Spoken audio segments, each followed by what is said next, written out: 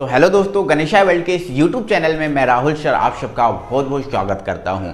तो दोस्तों हमारा जो है ना 12th केमिस्ट्री के अंदर कोऑर्डिनेशन जो नाम का जो है ना हमारा चैप्टर चल रहा था, ठीक है। और इस चैप्टर में दोस्तों हमारे समाव्ययता टॉपिक चल रहा था और समाव्ययता हमने देख लिया था। समाव्ययता क्या होती है, समाव्ययता कितने टाइप का होता है, सब कुछ पढ़ चुके थे। तो समाव्ययता में हमने जो पिछली वीडियो थी उसमें हमने समाव्ययता का हाफ पार्ट मींस संरचनात्मक जो समाव्ययता था वो कंप्लीट कर लिया था। पूरा संरचनात्मक समाव्ययता कंप्लीट कर लिया था। नहीं देखा तो वीडियो के डिस्क्रिप्शन में लिंक है, आप जाकर देख लो। तो आज जो है ना हमारा टॉपिक है त्रिविमीय समाव्ययता। कुछ लोगों को ये चीज त्रिविमीय समाव्ययता है ये कठिन लगती है। क्या लगती है भाई? कठिन। बट आज इस वीडियो को देखने के बाद आपको कठिन नाम का कोई शब्द आपके पास नहीं होगा, समझ रहे ना? ठीक है। तो ये बहुत अच्छे से चलाऊंगा टॉपिक, बहुत मस्त आपको समझाऊंगा, टेंशन बिल्कुल नहीं लेना। बस आपको शुरू से अंत तक वीडियो में बने रहना है।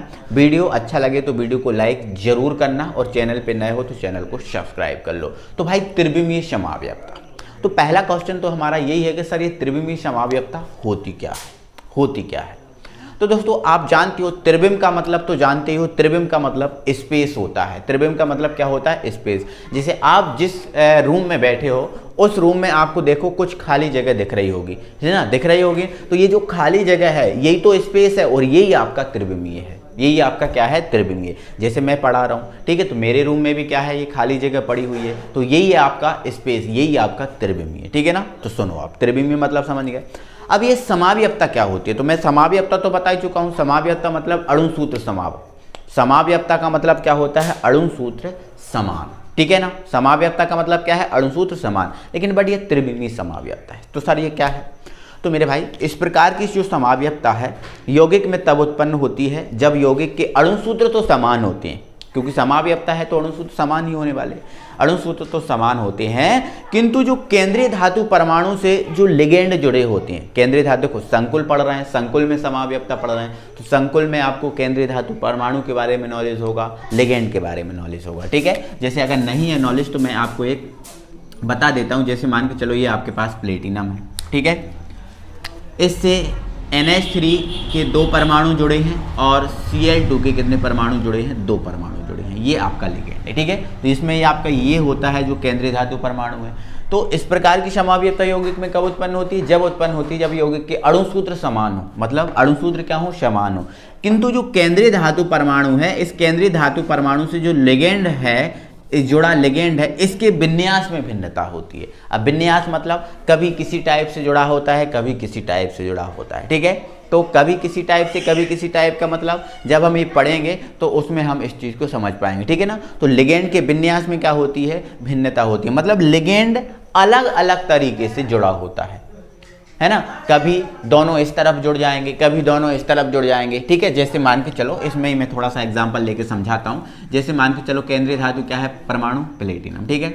इससे यहाँ पर NH3 जुड़ा है और यहाँ पर क्या जुड़ा है? NH3, ठीक है। यहाँ पर जुड़ा है Cl, कितने Cl हैं? 2 NH3 हैं, 2 जोड़ दिए। 2 आपके Cl हैं, ये जोड़ दिए। तो देखो इसमें NH3 एक तरफ जुड़ा है और Cl एक तरफ जुड़ा है। लेकिन मैं अगर इसी टाइप की अगर दूसरी संरचना बनाऊं तो यहाँ पर जुड़ा है NH3 और एक जुड़ा है NH3 यहाँ पर जुड़ा है Cl और यहाँ पर जुड़ा है Cl। तो यहाँ पर देखो Cl देखो, वो देखो एक तरफ Cl और एक तरफ NH3 जुड़ा है इसमें, और इसमें देखो दोनों तरफ, दोनों में इसमें देखो कि NH3 अलग जुड़ा और Cl अलग जुड़ा। लेकिन इसमें एक NH3 जुड़ा और एक Cl, इसमें NH3 और एक Cl, दोनों के आप देखो, दोनों में देखो आप, दोनों के अणुसूत्र समान है। प्लेटिनम एक है, प्लेटिनम एक है। NH3 इसमें 2 हैं, NH3 इसमें भी 2 हैं, बट तरीका अलग है जोड़ने का। इसमें एक ही तरफ जुड़े हैं और इसमें अलग अलग तरफ जुड़े, ठीक है।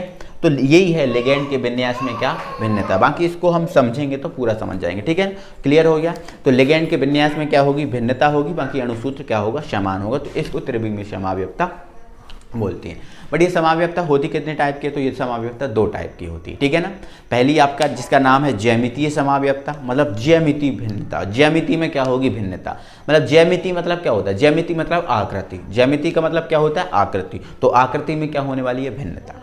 और दूसरी हमारी क्या है? प्रकाशिक समाव्ययता, ठीक है। प्रकाशिक समावयवता मतलब प्रकाश के प्रति व्यवहार जो है ना उस यौगिक का अलग होगा, प्रकाश के प्रति व्यवहार अलग होगा प्रकाश के प्रति व्यवहार। बाकी अणुसूत्र क्या होगा, समान होगा। तो एक एक को हम समझेंगे, टेंशन बिल्कुल भी नहीं लेना है, सब कुछ समझ में आएगा, कुछ नहीं ऐसा बचेगा जो आपको समझ में ना आए, ठीक है। तो पहली हेडिंग जिसका नाम है ज्यामितीय समावयवता। अब देखो नाम है इसका ज्यामितीय समावयवता। अब ज्यामिति मतलब आकृति, ज्यामिति मतलब आकृति, ठीक है। तो हम ऐसा ही बोल सकते हैं आकृति समावयवता है। समावयवता मतलब अणुसूत्र समान, लेकिन ये आकृति समावयवता है, मतलब आकृति में क्या होती है, भिन्नता। ज्यामिति समावयवता मतलब ज्यामिति में क्या होती है, भिन्नता। समझना, आप इस चीज को समझना। देखो आपको ज्यामिति समावयवता को एक बार मैं परिभाषित कर रहा हूं एक शब्दों में, ठीक है। सुनना, इस प्रकार की समावयवता यौगिक में तब उत्पन्न होती है जब यौगिक के अणुसूत्र समान होते हैं। बिल्कुल सर, अणुसूत्र समान होते हैं, किंतु संकुल में केंद्रीय धातु परमाणु से जुड़े लिगेंड के विन्यास में भिन्नता होती है। लिगेंड के विन्यास में क्या होती है भाई, भिन्नता होती है। कैसी भिन्नता होती है, देखो मैं एग्जांपल लेके समझा रहा हूं, ठीक है।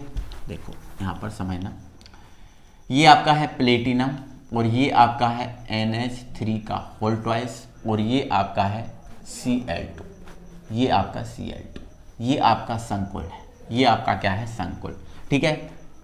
कि हम इसमें कौन से समावयवी देख रहे हैं, ज्यामितीय समावयवी, ज्यामितीय समावयवी, ज्यामितीय समावयवी हम इसमें देख रहे हैं।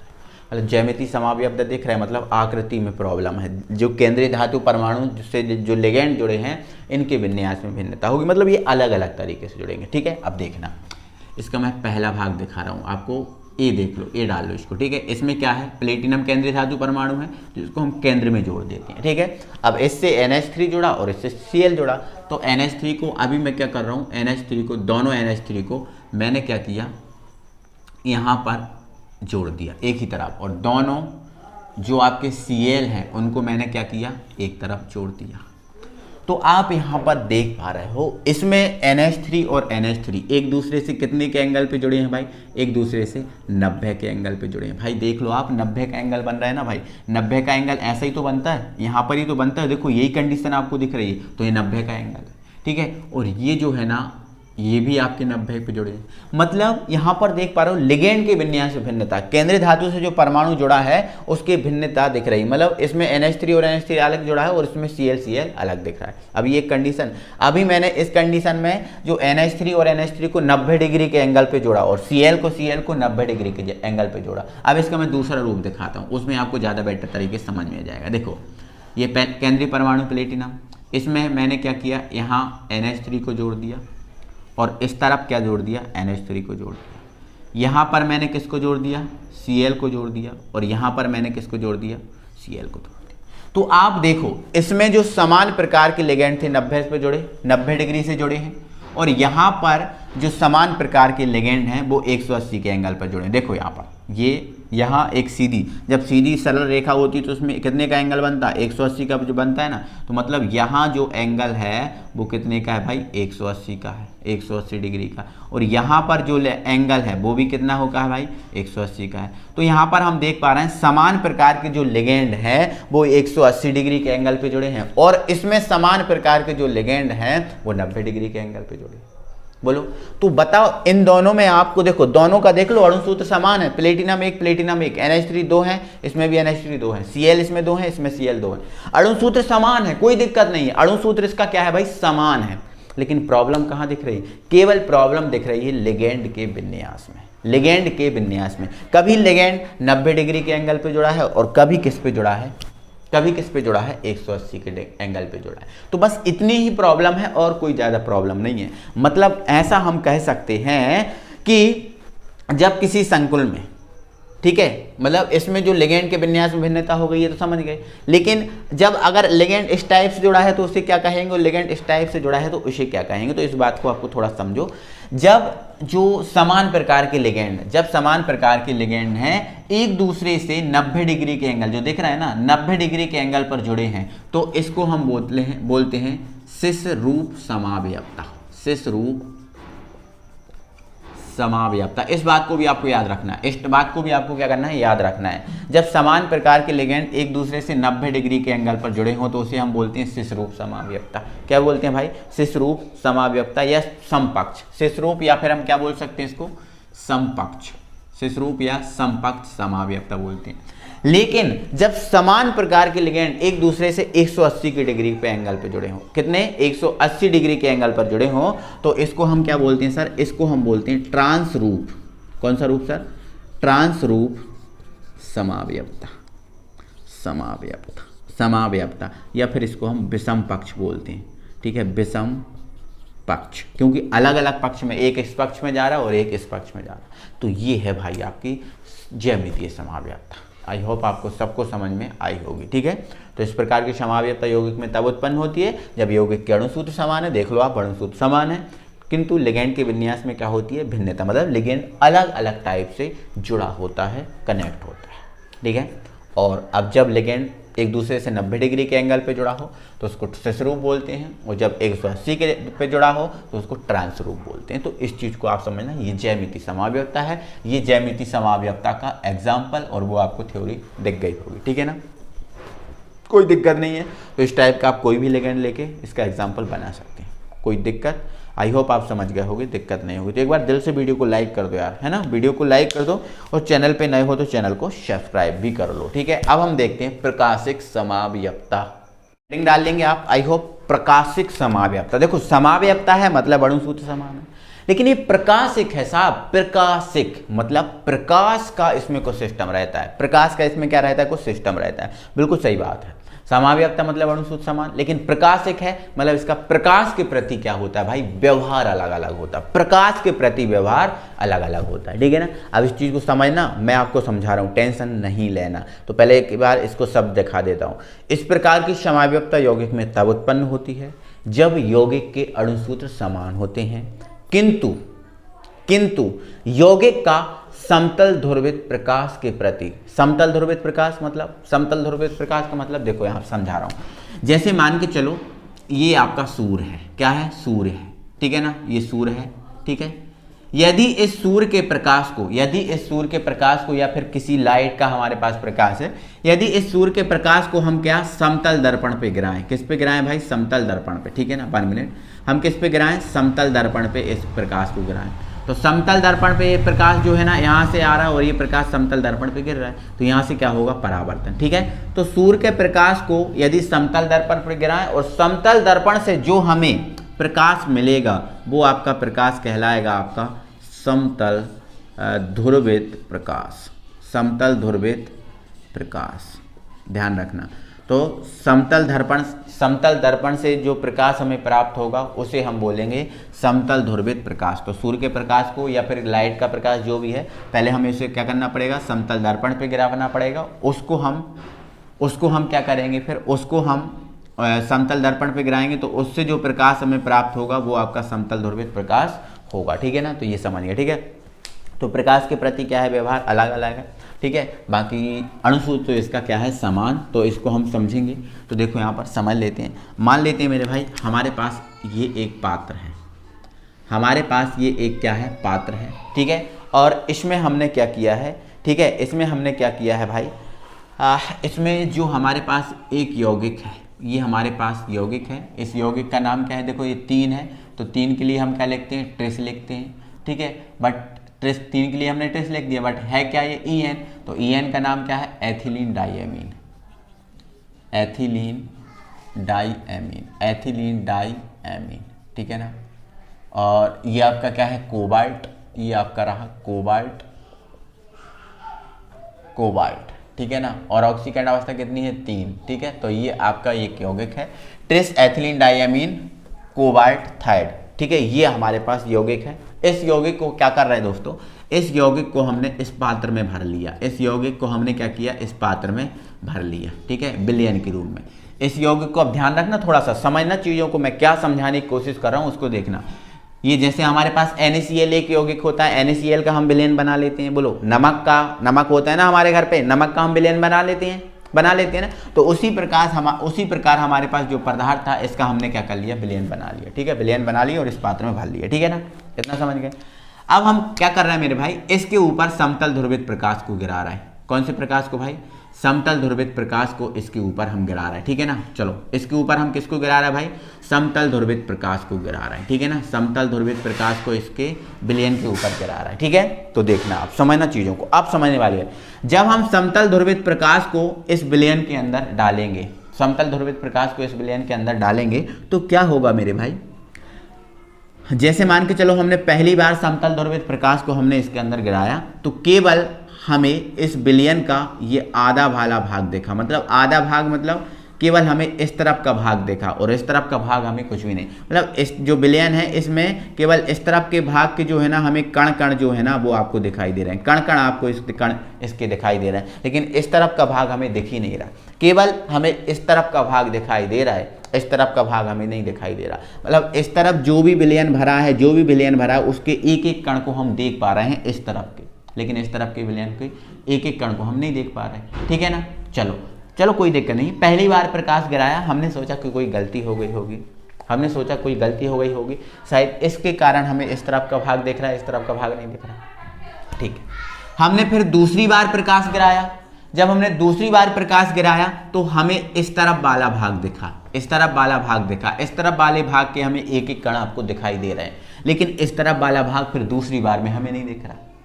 चलो सोचा हमने फिर भी कोई हमारे से गलती हो गई होगी, हमने तीसरी बार प्रयोग किया, तो तीसरी बार हमने जब प्रयोग किया तो हमें इस तरफ का भाग दिखने लगा, इस तरफ का भाग नहीं दिखा।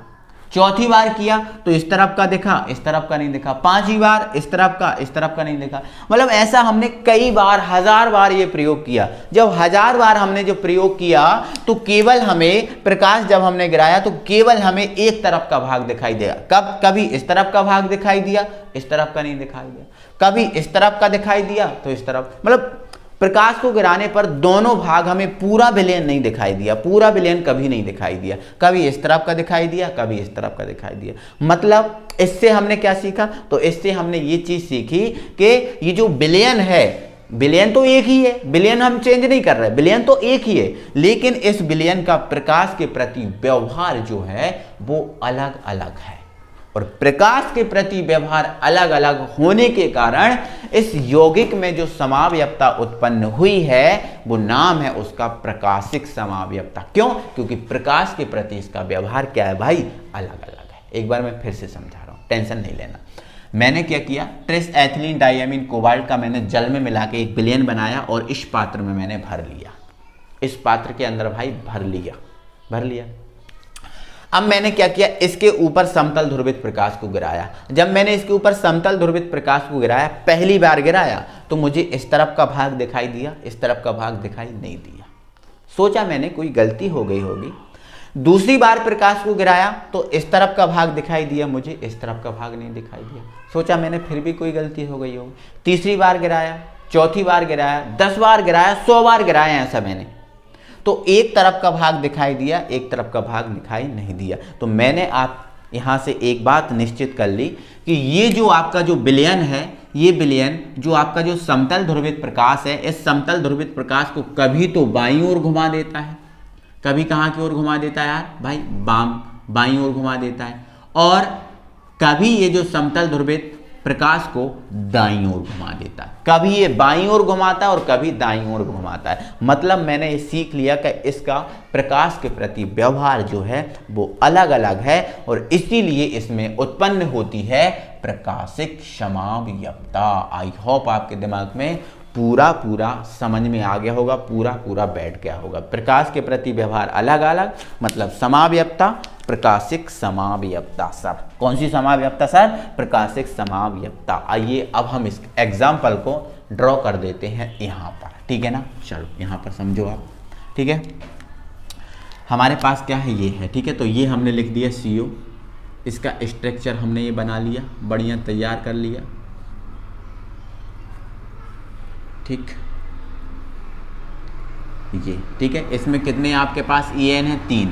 तो आप क्या करो, ये 2 है ना, ये 2 EN को आप इस तरफ जोड़ दो, इस तरफ क्यों? क्योंकि हमने देखा है ना, ये प्रकाश को कभी बाईं ओर घुमा रहा है और कभी दाईं ओर घुमा रहा है। तो मान लेते हैं ये प्रकाश को कहाँ की ओर घुमा रहा है? बाईं ओर घुमा रहा है। कहाँ की ओर घुमा रहा है? बाईं ओर घुमा रहा है। और जब बाईं ओर घुमाएगा तो बाईं ओर का हमें एरिया दिखेगा, दाईं ओर घुमाएगा तो दाईं ओर का एरिया दिखेगा। तो इसलिए हम क्या कर रहे हैं, इस तरफ वाला एरिया जो आपका संकुल है, इसके इस तरफ वाला एरिया हम हाईलाइट कर दे रहे हैं। तो EN को हमने 2 थे, इस तरफ जोड़ के इस तरफ वाला एरिया हमने क्या किया, थोड़ा सा हाईलाइट कर दिया, ये देखिए, है ना। और एक EN है, इसको हमने जोड़ दिया यहाँ, ठीक है ना। तो इस तरफ वाला एरिया हमने हाईलाइट किया, तो मतलब हम ये समझ गए कि ये प्रकाश को कहाँ की ओर घुमा रहा है भाई? बाईं ओर घुमा रहा है, ठीक है। कौन सी ओर घुमा रहा है भाई? बाईं ओर घुमा रहा है। और जब ये प्रकाश को बाईं ओर घुमाएगा तो इसे हम बोलेंगे भाई वाम ध्रुव घूर्णक, ठीक है ना। क्या बोलेंगे भाई? वाम ध्रुव घूर्णक, ठीक है ना। बाईं ओर घुमाएगा तो इसे हम क्या बोलेंगे भाई? वाम ध्रुव घूर्णक बोलेंगे, ठीक है ना। 1 मिनट, हाँ, ठीक है।